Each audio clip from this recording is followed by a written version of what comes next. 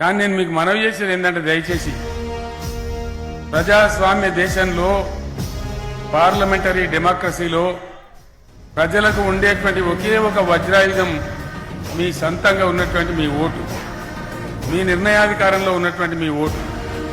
మీ vote మీ తలరాతను లెక్కిస్తుంది వచ్చే 5 ఏళ్ళు.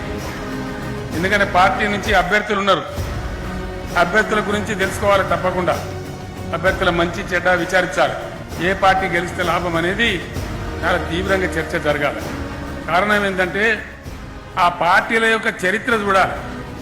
ప్రతి పార్టీకి చరిత్ర ఉన్నది. ఆ పార్టీ సమయంలో ఏం జరిగింది అదంతా కూడా మీ కళ్ళ ముందు ఉన్నది. ఎలక్షన్ రాగానే ఆగమాగం అయిపోయి వాటన్నిటిని మర్చిపోవద్దు. ఏ పార్టీ వైఖరైంది, ఏ పార్టీ ఏం చేసింది, ఏ పార్టీ ప్రజల గురించి ఏ దృక్పథంతో ఆలోచిస్తుంది, వీళ్ళ నడవడి ఎటున్నది, ఎవరి తవ్వ ఎటున్నది అనేది గమనించి మీరు నిర్ణయం చేస్తే అప్పుడు ఎలక్షన్లలో ప్రజలు గెలవడం జరుగుతుంది. ప్రజలు కోరుకునే ప్రజల ఆకాంక్షలు నెరవేర్చే పార్టీలు గెలిస్తే మీకు ఆటోమేటిక్గా లాభం జరుగుతుంది.